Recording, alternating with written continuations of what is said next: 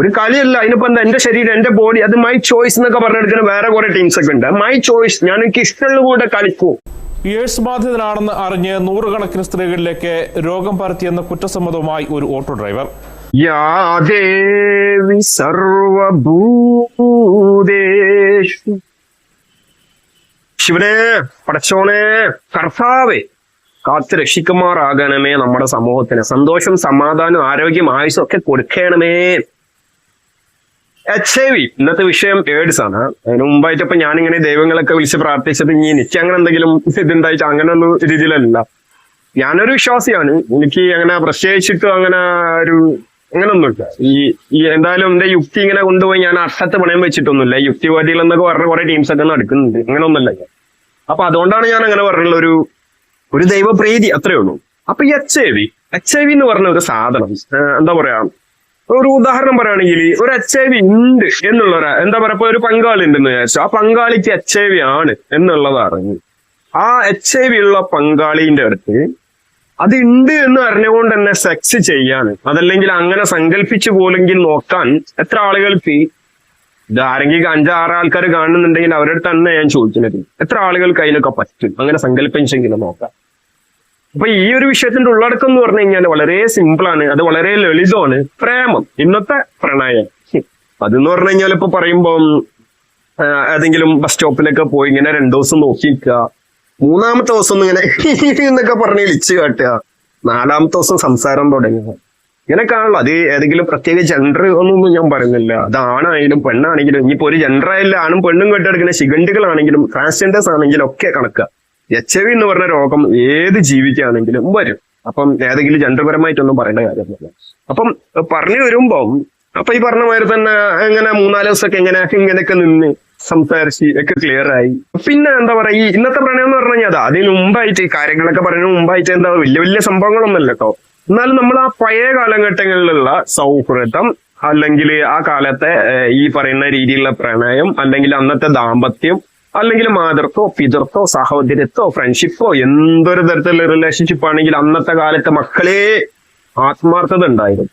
പക്ഷെ ഇന്ന് അതൊക്കെ നോക്കുകയാണെങ്കിൽ കോമഡിയാണ്. ഇന്ന് അങ്ങനൊന്നുമില്ല. അതായത് ഇതിപ്പം ഏതെങ്കിലും ഒരുത്തൻ, ഇപ്പൊ കല്യാണം കഴിഞ്ഞ് ഒരുത്തനാണെങ്കിലും ശരി, മറ്റൊരുത്തൻ വന്ന് കണ്ടിങ്ങനെ എന്താണ് വിളയെന്നൊക്കെ പറഞ്ഞിങ്ങനെ 3-4 ദിവസമൊക്കെ ഇങ്ങനെ കളിച്ചു കഴിഞ്ഞാൽ സെറ്റാ. 4-ാമത്തെ ദിവസം കളിയാണ് സെറ്റ്. മനസ്സിലായില്ല? വേറെ ഒന്നുമല്ല. അവിടെ പ്രേമാണെന്നോ അല്ലെങ്കിൽ ആത്മാർത്ഥത ഒന്നുമല്ല നോക്കുക.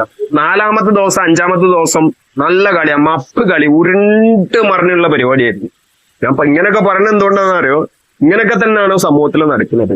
ഇപ്പം കുറച്ച് ഉദാഹരണങ്ങളൊക്കെ പറയുകയാണെങ്കിൽ, ഞാൻ ഈ പറയുന്ന ഫീൽഡിലുള്ള ആളുകൾക്ക് എന്തെങ്കിലും പ്രശ്നമൊന്നുമല്ല കേട്ടോ. ഇപ്പം ഒരു ബസ്സിൽ കയറി, ആ ബസ് കയറി കഴിഞ്ഞാൽ കണ്ടക്ടർ ഭയങ്കര ശരിയായിരിക്കും, ഭയങ്കര പെരുമാറ്റമായിരിക്കും, നല്ല സംസാരമായിരിക്കും. ഏതെങ്കിലും ഒരു ബസ് അല്ലെങ്കിൽ ബസ് കണ്ടക്ടർമാരോ ബസ് ജീവനക്കാരൊക്കെ ഇങ്ങനെയാണെന്നുള്ള ഒരു കാഴ്ചപ്പാടിലല്ല ഞാൻ പറയുന്നത്.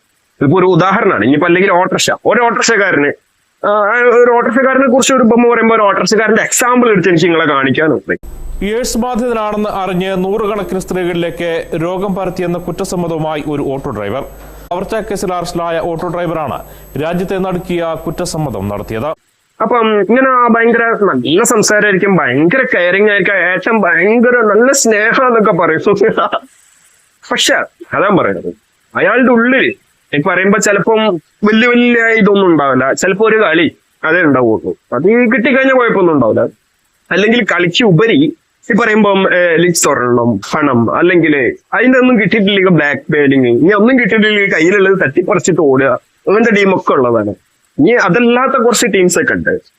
ഇതൊന്നും അല്ലാതെ ഏതെങ്കിലും ബ്രാക്കറ്റിൽ കൊണ്ടുപോയി പെടുത്തുന്ന രീതിയിൽ, ഇനിയിപ്പോ ഗേൾസ് ആണെങ്കിലും ശരി, ബോയ്സ് ആണെങ്കിലും ഒക്കെ ശരി, ഏതെങ്കിലും പ്രത്യേക രീതിയിലുള്ള ഏതെങ്കിലും റാക്കറ്റിൽ കൊണ്ടുപോയിട്ട് അങ്ങനെ ഒരു കുട്ടി കുടിച്ച് അയാളുടെ ജീവിതത്തിൽ വേറൊരു രീതിയിലും അയാൾക്ക് സ്വതന്ത്രപരമായിട്ടൊന്നും അനങ്ങാൻ പോലും പറ്റാത്ത ഒരു രീതിയിലാക്കിയിട്ടുള്ളത്. അപ്പൊ ഇങ്ങനെ പല രീതിയിലുള്ള സാധനങ്ങളുണ്ട്. അതിൽ ഏറ്റവും കൂടുതലുള്ള സാധനം എന്താന്ന് വെച്ച് കഴിഞ്ഞാല് കളി, മെയിനായിട്ട് കളി, അത് അത്രയേ ഉള്ളൂ. അപ്പം കാണുമ്പം ഇങ്ങനെ ഇപ്പൊ എന്താ പറയാ, കിട്ടുന്ന പങ്കാളികൾ, ഇനിയിപ്പം ഈ ബസ് ഡ്രൈവർ ആണെങ്കിലോ അല്ലെങ്കിൽ ഈ വീട്ടിൽ പണിക്ക് വരുന്ന ആളുകൾ, മീൻകാരനാണെങ്കിലോ, അല്ലെങ്കിൽ ഇപ്പം ഇങ്ങനെ ഇരുന്ന് എന്നെ പോലെ ചിലക്കിന് ആരും ആയിക്കോട്ടെ, അപ്പൊ ഞാൻ അങ്ങനെ എന്തോ വലിയ സംഭവം ഒന്നും പറയാൻ പറ്റൂലല്ലോ, ഞാനടക്കം ആരാണെങ്കിലും ശരി. അപ്പൊ അങ്ങനെയുള്ള ഈ കാണുമ്പോക്കെ എന്റെ കാര്യമല്ല ഞാൻ പറയുന്നത്, കാണുമ്പോ അങ്ങനെയുള്ള ആൾ ഭയങ്കര ഗ്ലാമർ ആയിരിക്കും, മുന്തിരി മൊഞ്ചനായിരിക്കും, ഭയങ്കര ഹൈറ്റ് വെയിറ്റ് ഗ്ലാമർ, ഭയങ്കര കട്ടത്താടി, നൈസ് ഹെയർ, ഹൈസ്, ഭയങ്കര പോളി, അതല്ല ഒന്നും പറയാനില്ല അങ്ങനെയുള്ള കാര്യങ്ങളിൽ. ഇനിയിപ്പോ ഗേൾസിന്റെ കാര്യങ്ങൾ നോക്കുകയാണെങ്കിൽ എന്റെ പൊന്നും മോളെ ഓളായി എന്താ പറയാ ഐ ലിബർ ഉണ്ടോ അത് നോക്കി ഓളെ ചുണ്ട് നോക്കി എന്താണല്ലേ പോളി മറ്റേത് അത് ഇതെന്നൊക്കെ പറഞ്ഞിട്ടതായിരിക്കും. സംഭവം എന്ന് പറഞ്ഞു കഴിഞ്ഞാൽ വളരെ സിമ്പിൾ ആണല്ലോ. ഈ ഗേൾസിന്റെ കാര്യം നോക്കുകയാണെങ്കിൽ ഗേൾസിന് മിക്കപ്പോഴും ഈ ഒരാളില് മാത്രം ഒതുങ്ങി നിൽക്കണ അതല്ലെങ്കിൽ തൃപ്തിപ്പെടാന് സംതൃപ്തിപ്പെടാന് അതൊക്കെ പറ്റും ഗേൾസിന്. എനിക്കറിയില്ല, മൊത്തമായിട്ടൊന്നും അറിയില്ല, എന്നാലും ഒരു ഇതിൽ പറയാം. പക്ഷെ ഒരു ആണിന്റെ ഒരു ബോയിന്റെ ഒരു ഇതിലേക്ക് വരുമ്പോ മക്കളെ പറ്റൂല, ഒരിക്കലും പറ്റൂല. ഏതെങ്കിലും ഒരിക്കലും മാത്രം തൃപ്തിപ്പെടാനോ ഒതുങ്ങി നിൽക്കാനോ അവള് മാത്രം ഇങ്ങനെ ഒരു നടുപ്പിൽ ഒരു കാരണവശാലും ഒരു ആണെന്ന് അങ്ങനെ ചിന്തിക്കാൻ പോലും പറ്റൂല. ഞാൻ അങ്ങനെ ഈ എന്ത് തമ്മാടിത്തരാന്നൊക്കെ പറയുന്ന ആളുകളുണ്ട് വന്നോളി, ഞാൻ പറഞ്ഞുതരാം എന്താന്നുള്ളത്. അപ്പൊ ഇതത്രേ ഉള്ളൂ. ഇങ്ങനെ ഇനിയിപ്പോ ഏതെങ്കിലും ആളുകളൊക്കെ ഉണ്ടെങ്കിൽ അവർക്ക് എയ്ഡ്സ് ഉണ്ടായിക്കൊള്ളുന്നില്ല. പക്ഷെ അവർക്ക് ഉള്ളത് ഉണ്ട് ഇല്ലാത്തതൊന്നും അവർക്ക് അറിയലുണ്ടാവില്ല. ഈ കാര്യത്തിന് പ്രത്യേകം എപ്പോഴെങ്കിലൊക്കെ നമ്മളെ ബ്ലഡ് പനി വരുമ്പോഴോ ജലദോഷം വരുമ്പോഴോ ഷുഗർ വരുമ്പോഴൊക്കെ ബ്ലഡ് എടുക്കുന്ന പോലെ ടെസ്റ്റ് ചെയ്യുന്ന പോലെ അല്ല, ഇതിന് പ്രത്യേക തരത്തിലുള്ള ഒരു ടെസ്റ്റിംഗ് തന്നെ ഉണ്ടല്ലോ. അപ്പൊ ഞാൻ എപ്പോഴും ബ്ലഡ് ചെക്ക് ചെയ്യുന്നതാണ്, ഞാൻ ടെസ്റ്റ് ചെയ്യുന്നതാണ്, എനിക്ക് അങ്ങനത്തെ രോഗമൊന്നും ഇല്ല എന്നൊക്കെ ചില ആളുകൾ വിചാരിക്കും. ഈ ഗുണ്ടൽപേട്ട നമ്മുടെ ഇന്ത്യയിൽ തന്നെ ഇങ്ങനെ കുറെ റെഡ് സ്ട്രീറ്റ് ഉണ്ടല്ലോ. ഇപ്പൊ പറയുകയാണെങ്കിൽ ഗുണ്ടൽപേട്ടയില്, അതല്ലെങ്കിൽ മൈസൂര്, അല്ലെങ്കിൽ ബോംബെ, ഇങ്ങനെ കുറെ സ്ഥലത്ത് ഇങ്ങനെ ഒരുമാതിരി നീലച്ചെരുവുകളുണ്ട്. അവിടെയൊക്കെ പോയിങ്ങാണ്ട് ഇങ്ങനെയുള്ള പരിപാടികളൊക്കെ ഇടിച്ചു വരുന്ന ആളുകളായിരിക്കും ഒരു തരത്തിലും. ഈ ഒന്ന് പറയുകയാണെങ്കിൽ നമ്മുടെ കേരളത്തിലുള്ള ഒരു സെക്സിന്റെ ദാരിദ്ര്യം തന്നെയാണ് കേട്ടോ, ഭയങ്കരമാണ് അത്. അതെല്ലാവരും അനുഭവിക്കുന്ന ഒരു കാര്യം തന്നെ. അപ്പൊ അങ്ങനെ അതാണും പെണ്ണിനുണ്ടോ അതാണല്ലോ ഇപ്പൊ ഇങ്ങനെ ആരെങ്കിലും ഒക്കെ ഒന്ന് വിളിച്ചാട്ടുമ്പോത്തിന് സെറ്റ് ആയിങ്ങാണ്ട് ആ സെക്സ് ആ രീതിയിൽ പോണത്. അതല്ലെങ്കിൽ പിന്നെ അങ്ങനൊന്നും ആവൂലോ. അതൊന്നും നമ്മുടെ വിഷയമല്ല കേട്ടോ. അപ്പൊ പറഞ്ഞു തരുന്നത് നമ്മളാ ഈ ഒരു സൊസൈറ്റിയിൽ ഇവിടെ ഒരുപാട് എന്താ പറയാ, ഇപ്പം ഇന്ത്യയിൽ ഇപ്പം നമ്മളെ അടുത്ത് കൂടി വരുന്ന ആളുകൾക്ക് ഇനി എന്തെങ്കിലും രോഗം ഉണ്ടെന്ന് അല്ലെങ്കിൽ ഇതുപോലെ HIV ഉണ്ടോ ഇതൊന്നും നമുക്ക് പറയാൻ പറ്റൂല. അപ്പൊ അതുകൊണ്ട് തന്നെ ഇങ്ങനെയൊക്കെയുള്ള പ്രേമത്തിലും അതല്ലെങ്കിൽ ഇങ്ങനെ 1-2 ദിവസം തോന്നുമ്പോൾ മറ്റേത് ഇങ്ങനെ കടിച്ച് കൃമിയൊക്കെ ഇങ്ങനെ കടിച്ചിട്ട് ഇങ്ങനെ തുളുമ്പി കളിക്കുന്ന ആണാണെങ്കിലും പെണ്ണാണെങ്കിലും ഒക്കെ അങ്ങനെയുള്ള ആളുകൾക്ക് ഈ ദൈവം എന്ന് പറഞ്ഞൊരു സാധനം ആ ഒരു പ്രതിഭാസം, ഞാൻ ആദ്യ ദൈവങ്ങളെ വിളിക്കാനുള്ള ഒരു കാരണം അതാണ്. ഈ ഒരു വിഷയം ഇവിടെ സംസാരിക്കേണ്ടതല്ല. പക്ഷെ ദൈവം അതൊക്കെ മുൻകൂട്ടി കണ്ടറിഞ്ഞ് മൂപ്പര് സെറ്റാക്കി വെച്ചിട്ടുള്ളതാണ് ഈ HIV എന്ന് പറഞ്ഞ ഒരു സാധനം. മനുഷ്യന്മാരുടെ കുരുത്തക്കേടുകളൊക്കെ കൂടിപ്പം തൊട്ടാണ് ഈ ഒരു സംഭവം പണ്ട് മുതലുണ്ടെങ്കിലും അത് പ്രാബല്യത്തിൽ വന്ന് മനുഷ്യന്മാരിലേക്ക് കൂടി സ്പ്രെഡ് ആയിട്ട് ഇവിടെ എത്തിപ്പെട്ടിട്ടുള്ളത്. ഇപ്പൊ മനുഷ്യന്മാർ HIV എന്ന് കേൾക്കുമ്പോൾ പേടിച്ച് കണ്ണൊക്കെ തള്ളി പോകാനുള്ള ഒരു കാരണം. അപ്പൊ എന്റെ മനസ്സിലുള്ള ഒരു ദൈവസങ്കല്പം എന്ന് പറഞ്ഞു കഴിഞ്ഞാൽ ഈ ദൈവം എന്നൊക്കെ പറയുമ്പോൾ എന്റെ ദൈവം അങ്ങനെയാണെന്നാ പിന്നെ എന്നെ രക്ഷിക്കട്ടെ, ഇനിയിപ്പോൾ ഈ പറ്റിപ്പീടിയിൽ ഇരുന്ന് കണ്ടങ്ങനെ കടന്ന് പറഞ്ഞ് ഇങ്ങനെ ഇരിക്കില്ല എന്നൊക്കെ പറയുന്ന അല്ലെങ്കിൽ അങ്ങനെ ചിന്തിക്കുന്ന, ഞാൻ അങ്ങനെയൊക്കെ പറയുമ്പോൾ അങ്ങനെയൊക്കെ ചിന്തിച്ചു പോകുന്ന ആളുകളുണ്ടോ. എന്റെ കാഴ്ചപ്പാടിലുള്ള ദൈവം എന്ന് പറഞ്ഞാൽ ഒരു ഉദാഹരണം പറയുകയാണെങ്കിൽ ഒരു കുട്ടി ഇങ്ങനെ ഒഴുകി വലിയൊരു പുഴയെ കൂടി ഒലിച്ച് മുങ്ങിത്താന്ന് ഇങ്ങനെ ചാവാനായി കൊണ്ട് പോകുമ്പോ ആകാശത്തു നിന്നോ അതല്ലെങ്കിൽ ഭൂമിന്റെ ഏതെങ്കിലും ഭാഗത്തു നിന്ന് ഓടി വന്ന് പറന്നു വന്ന് രക്ഷിക്കുന്ന ഒരു ദൈവം എന്റെ സങ്കല്പത്തിലില്ല. ഞാൻ വിശ്വസിക്കുന്നത് എന്താ വെച്ച് കഴിഞ്ഞാൽ മനുഷ്യന്മാരെ ദൈവം സൃഷ്ടിച്ചിട്ടുണ്ടെങ്കിൽ തീർച്ചയായിട്ടും അതേതെങ്കിലും പരീക്ഷണം അതല്ലെങ്കിൽ ഈ മനുഷ്യന് അങ്ങനെയാണെങ്കിൽ പിന്നെ നമ്മൾ ദൈവങ്ങൾക്ക് സൃഷ്ടിക്കേണ്ട അത് എല്ലാ മതങ്ങളും സ്വർഗം ഓഫർ ചെയ്യുന്നുണ്ട്. ഹൈന്ദവ മതമാണെങ്കിലും ക്രൈസ്തവ മതമാണെങ്കിലും ഇസ്ലാം ആണെന്നുണ്ടെങ്കിലും ബുദ്ധിസ്റ്റിന്റെ കാര്യം എനിക്ക് കറക്റ്റ് ആയിട്ട് അറിയില്ല, ജൂതമതത്തിൽ അതുണ്ട്, സിഖ് മതത്തിൽ ഉണ്ടാവണം. അപ്പൊ ഏത് മതമാണെങ്കിലും സ്വർഗം ഉണ്ട് അല്ലെ, അങ്ങനെ ഒരു രീതി സ്വർഗം നരകം ഉണ്ടെന്ന് പറയുന്നത്. അപ്പൊ അങ്ങനെയൊക്കെ നോക്കുകയാണെങ്കിൽ എന്റെ പൊന്നു മക്കളെ അത് ഉള്ള തന്നെ ആയിരിക്കും. കാരണം നമ്മുടെ ഞാൻ ഏതൊക്കെയോ വിഷയത്തിലേക്ക് പോട്ടെ, ഇപ്പൊ തന്നെ 8 മിനിറ്റിന്റെ അടുത്തായി. ഏതായാലും അങ്ങനെയുള്ള വിഷയങ്ങളൊന്നും ഞാൻ സംസാരിക്കാൻ നിൽക്കുന്നില്ല, അത് നമുക്ക് അങ്ങോട്ട് സ്കിപ്പ് ചെയ്ത് വിടാം. ഏതായാലും അതൊക്കെ വേറെ വലിയൊരു വിഷയമായിട്ട് സംസാരിക്കാനൊക്കെ ആഗ്രഹമുണ്ട്.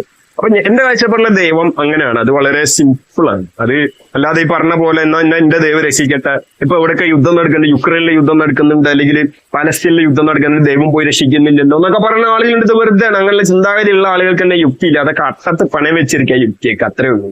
യുക്തിവാദികൾ എന്ന് പറയുന്ന മൊയന്തുകളാണ് അത്.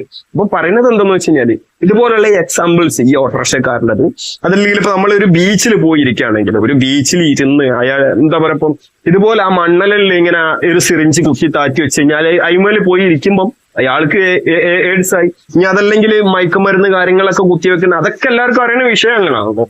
അപ്പൊ ഈ പറയുമ്പം ഇന്നിപ്പോ ഇങ്ങനെയുള്ള രീതിയിലൊന്നുമല്ല ഈ HIV ഒന്നും കൂടുന്നത്, അല്ലെങ്കിൽ ഇതൊക്കെ സ്പ്രെഡ് ആവുന്നത്. ഇത് ഈ കയപ്പുണ്ടല്ലോ, കാമം കൊണ്ട് ഇങ്ങനെ എന്താ പറയാ ഒരുമാതിരി കടിച്ചെടുക്കുന്ന ആണും പെണ്ണുങ്ങളൊക്കെ ഉണ്ടല്ലോ, അങ്ങനെയുള്ള ആളുകൾക്ക് കുടുങ്ങേണ്ട രോഗങ്ങളാണ് ഇത്. അത് അബദ്ധവശാൽ അവർക്ക് കുടുങ്ങിയിട്ട് പിന്നെ അവരുടെ വീട്ടിലുള്ള ആളുകൾക്ക് ഏതൊക്കെ രീതിയിൽ കുടുങ്ങും. ഇനിയിപ്പോ അവർ ഉപയോഗിച്ചിട്ടുള്ള ബെഡ്ഷീറ്റോ അവർ ഉപയോഗിച്ചിട്ടുള്ള വെള്ളം കുടിക്കുന്ന ഗ്ലാസോ പ്ലേറ്റോ അതല്ലെങ്കിൽ അവരുടെ ഡ്രസ്സ് ഒന്നും ഉപയോഗിച്ചാൽ ഈ ഒരു സാധനം പടരില്ല എന്ന് എല്ലാവർക്കും അറിയാലോ. പക്ഷെ വേറെ ഏതെങ്കിലും രീതിയിലൊക്കെ ഇത് എന്താ പറയാ ഇപ്പം ഈ ഹസ്ബൻഡ് ഇങ്ങനെ ഏതെങ്കിലും ഭാഗത്തൊക്കെ പോയി കണ്ട് അങ്ങനെ എന്തെങ്കിലും ആരെങ്കിലും ഒക്കെ പോയി പണി കുത്തി മറിഞ്ഞ് വന്നു കഴിഞ്ഞാൽ പിറ്റേ ദിവസം ഭാര്യനെ അങ്ങനെയൊക്കെ ചെയ്യുമ്പോ അത് ഭാര്യക്ക് കിട്ടി. ഞാൻ ഭാര്യക്ക് വേറെ ഉണ്ടാവുന്ന കുട്ടി ഉണ്ടാവില്ല, ആ കുട്ടിക്ക് അത് കിട്ടും. അങ്ങനെയൊക്കെയാണടാ ഇതൊക്കെ. ഇതെന്താന്ന് പറയുക, ഇന്ന് ഇത് ഇത്ര തരംതാണ് നമ്മുടെ ഒരു സമൂഹം ഇങ്ങനെ മുമ്പോട്ട് പോകാനുള്ള ഒരു കാരണം. ഇമ്മാതിരി കയപ്പോണ്ടല്ല. ഇനി എന്തൊക്കെ കാണാൻ കിടക്കുന്നതോ. ഇപ്പൊ ഞാൻ നിങ്ങളെ 2 എക്സാമ്പിൾ ഇവിടെ കാണിച്ചു. ഇനി മൂന്നാമത്തെ ഒന്ന് കാണിക്കുകയാണെങ്കിൽ അത് വേറെ വ്യത്യസ്തമാണ്. ഓക്കെ, മയക്കുമരുന്ന് കുത്തിവെക്കാൻ ഉപയോഗിച്ച ഇഞ്ചക്ഷൻ സിറിഞ്ച് നൽകിയിട്ടുണ്ടെന്ന് അറസ്റ്റിലായ എയ്ഡ്സ് രോഗിയായ യുവാവ് മൊഴി നൽകി. കോളേജ് വിദ്യാർത്ഥികളടക്കം നിരവധി പേരെ ബോധപൂർവം HIV ബാധിതരാക്കിയിട്ടുണ്ടെന്നാണ് ഇയാളുടെ വെളിപ്പെടുത്തൽ. അത് വളരെ വ്യത്യസ്തപ്പെട്ടുള്ള കുറെ കാര്യങ്ങളിൽ കൂടെയൊക്കെയാണ് ഇത് പടർത്തുന്നത്. അപ്പൊ ഏതെങ്കിലും മുന്തിരി മൊഞ്ചന്മാരെ മൊഞ്ചത്തികളെ കാണുമ്പോൾ നൈസ് ആണല്ലോ, ഒരു കളി ഇട്ടാലോ എന്നൊക്കെ വിചാരിക്കുന്ന കഴപ്പുകളും കയപ്പറ്റികളൊക്കെ ഉണ്ടാവുമല്ലോ. അപ്പം അങ്ങനെയുള്ള കയപ്പറ്റികൾക്കൊക്കെ അവർക്കൊക്കെ HIV തന്നെ വരട്ടെ, ഇങ്ങനെ കടിച്ചിട്ട് പൊന്നോ എന്നൊക്കെ പറഞ്ഞിട്ട് നിൽക്കണ. അല്ല, അങ്ങനെയുള്ള ആളുകളുണ്ടോ? അത്യാവശ്യമുണ്ട്. അങ്ങനെയുള്ള ആളുകൾക്കൊക്കെയാണ് ഇത് കുടുങ്ങേണ്ടത്. അങ്ങനെ കുടുങ്ങിയിട്ട് ഇതിപ്പം എന്താ പറയാ, അതൊക്കെ ജസ്റ്റ് ഫണ്ണ് എന്നൊക്കെ വിചാരിച്ചെടുക്കുന്ന ആളുകളൊക്കെയാണ്. അത് ഒരു കളിയല്ല. അതിനിപ്പോ എന്താ, എന്റെ ശരീരം, എന്റെ ബോഡി, അത് മൈ ചോയ്സ് എന്നൊക്കെ പറഞ്ഞെടുക്കുന്ന വേറെ കുറെ ടീംസ് ഒക്കെ ഉണ്ട്. മൈ ചോയ്സ്, ഞാൻ എനിക്ക് ഇഷ്ടമുള്ള കൂടെ കളിക്കൂ, എനിക്ക് ഇഷ്ടമുള്ള കൂടെ പോവും എന്നൊക്കെ പറഞ്ഞ വേറെ ടീംസ് ഉണ്ട്. ഇത് my choice, my body, my think എന്നൊക്കെ പറഞ്ഞിട്ട് എന്തോ പറയാനാണടാ ഇതിലൊക്കെ. ഇതൊക്കെ കോമഡിയാണ്. ഇതിപ്പോ ഇങ്ങനെ ഒരു കണ്ടന്റ് ചെയ്യാൻ തോന്നിയൊരു കാരണം എന്താന്ന് വെച്ച് കഴിഞ്ഞാൽ, എന്താ പറയാ, നമ്മുടെ വീടിന്റെ അടുത്ത് ഒരു ഇങ്ങനെ എന്തോ രോഗമുള്ള ഒരാളൊക്കെ ഉണ്ടെന്ന് പറഞ്ഞാൽ നമ്മുടെ അയൽവാസികളും നാട്ടുകാരൊക്കെ ഭയങ്കര ബഹളേന്. അത് ഏത് കാലഘട്ടമാന്ന് ചോദിച്ചു കഴിഞ്ഞാൽ ഇപ്പൊ ഏതോ ഒരു 2009-10 ആ ഒരു സമയം തോന്നുന്നു. എന്റെ 3 മക്കൾ അങ്ങനെ അയാൾക്ക് ആ രോഗം ഉണ്ടോ ഇല്ല എന്നുള്ളതൊന്നും ആർക്കും ഇപ്പോഴും കറക്റ്റ് ആയിട്ട് അറിയില്ല. അയാൾ ആ നാട്ടിൽ നിന്ന് ഓടിപ്പിച്ച് വിട്ടിട്ടുണ്ട്. അപ്പൊ അങ്ങനൊന്നും ചെയ്യേണ്ട ആവശ്യമില്ല. അപ്പൊ അങ്ങനെയൊക്കെ ചെയ്യുമ്പോഴാണ് വലിയൊരു പ്രശ്നം വരുന്നത്. ഇങ്ങനെ ആർക്കെങ്കിലും ഒക്കെ ഈ സാധനം സ്പ്രെഡ് ചെയ്ത് കൊടുക്കുക, അല്ലെങ്കിൽ ആണിനായാലും പെണ്ണിനായാലും പരമാവധി എങ്ങനെങ്കിലുമൊക്കെ അവരുടെ ദേഹത്തിലേക്ക് ഈ ഒരു HIV പടർത്തുക എന്നുള്ള രീതിയിൽ ആളുകൾക്ക് തോന്നും. പണ്ടുള്ള ആളുകൾ പറഞ്ഞു കേട്ടിട്ടില്ലേ, എനിക്ക് കുഷ്ഠരോഗിന്റെ മനസ്സാണല്ലോടാ എന്നുള്ളതൊക്കെ. അത് കാലം കഴിഞ്ഞു പോയി, ആ കാലം കടന്നു പോയിരിക്കുകയാണ്. ഇനി എനിക്ക് HIV രോഗിന്റെ മനസ്സാന്ന് പറയേണ്ട ഒരു രീതി ആ ഒരു കാലം ഇപ്പം പോവാൻ നിൽക്കുക. ഈ വേറെ എന്തെങ്കിലും ഐറ്റംസ് ഒക്കെ വരണ്ടേ വരും, അതേ ഉള്ളൂ. അപ്പൊ അങ്ങനെ ആരെയും ഇങ്ങനെ ഒറ്റപ്പെടുത്താതെ നിൽക്കുക, അതാണ് ഏറ്റവും വലിയ പ്രശ്നം. ആർക്കെങ്കിലൊക്കെ ഇത് പടർത്തുക, അങ്ങനെ നമ്മളെ കുറ്റപ്പെടുത്തിയും കണ്ട ഇതെന്താ പറയുക, ഇത് എന്തുകൊണ്ട് ഉണ്ടാവണം? ഇപ്പം ഈ അബദ്ധവശാൽ ഇനിയിപ്പോ സെക്സ് ചെയ്താൽ മാത്രം ഒന്നുമല്ലല്ലോ. ഇനിയിപ്പം ഈ സിറിഞ്ച് കുത്തുന്ന ആളുകൾ അല്ലെങ്കിൽ ഈ നേഴ്സുമാർക്കൊക്കെ ഒരുപാട് ഈ ഒരു രോഗം പിടിപെടുന്നുണ്ട്. അതൊക്കെ ഇവര് ഏതെങ്കിലും പോയി ഈ രീതിയിൽ പോയി കണ്ട ഏതെങ്കിലും മെഡിക്കലെടുത്തോ വെട്ടലന്മാരെടുത്തൊക്കെ പോയി കുത്തിമാറിനെ കൊണ്ട് ഉണ്ടാവുന്നതല്ല, സ്വാഭാവികമായിട്ട് ഉണ്ടാവുന്നതാണ്. ഈ നേഴ്സുമാർക്കൊക്കെ ഉണ്ടാവുന്നത് എങ്ങനെയാണെന്ന് നോക്കിയാൽ നേഴ്സുമാർക്കും ഡോക്ടർമാർക്കും. അപ്പൊ എന്താണെന്നെങ്കിലും നമ്മളെ കയപ്പ് ലേശം കുറച്ച് കഴിഞ്ഞാൽ, അല്ലെങ്കിൽ ഇങ്ങനെ ഏതൊക്കെ രീതിയിൽ ഒരു പാർട്ട്ണറെ തെരഞ്ഞെടുക്കുമ്പം സകല രീതിയിൽ അയാളെ മനസ്സിലാക്കുക, പഠിക്കുക. അതിപ്പോ അങ്ങനെ ഇന്നത്തെ കാലഘട്ടങ്ങളായതിനെ കൊണ്ട് അത് മൈ ചോടി മൈ ബോഡി എന്നൊക്കെ പറഞ്ഞെടുക്കുന്ന കുറെ ആളുകളൊക്കെ ഉണ്ട്. അപ്പൊ അവർക്കൊക്കെ എന്ത് വേണമെങ്കിലും ചെയ്യാം. പക്ഷെ ചെയ്യുന്നതിന് മുമ്പേ കുറെ കാര്യങ്ങളും കൂടി ആലോചിക്കണം. ഈ ഒരാളെ മനസ്സിലാക്കുന്നതിന് മുമ്പേ, ഒരാളെ വിശ്വസിക്കുന്നതിന് മുമ്പായിട്ട് ഇയാളെ ജസ്റ്റ് ഒന്ന് മനസ്സിലാക്കി തീരുന്ന പ്രശ്നമുള്ള, അല്ലെങ്കിൽ നൈസായിട്ട് എന്തോ പഠിക്കാൻ ശ്രമിക്കുക. ഇതായിരിക്കും, എങ്ങനെ ആയിരിക്കും, ലൈഫിൽ കൂടെ ഉണ്ടാവുമോ, അയാൾക്ക് ആത്മാർത്ഥത ഉണ്ടോ എന്നുള്ളതൊക്കെ നോക്കിയാൽ മതി. ആ കയപ്പിന്റെ ഒരു ഉത്തരം അപ്പൊ തന്നെ കിട്ടും. അല്ലെങ്കിൽ അതിനെക്കാട്ടി വലിയൊരു ആൻസർ കിട്ടിക്കൊണ്ടൊക്കെ ഈ ഇങ്ങനെ ഏതെങ്കിലും ചൂഷണങ്ങളോ അല്ലെങ്കിൽ ഈ രീതിയിലുള്ള എന്തെങ്കിലും രോഗങ്ങളോ അല്ലെങ്കിൽ വേറെ എന്തെങ്കിലും സാധനങ്ങളോ ഒക്കെ കിട്ടുമ്പോഴായിരിക്കും ഈ കഴപ്പിനുള്ള മരുന്ന് എനിക്ക് കിട്ടി എന്നുള്ളത് ബോധ്യമാവുക.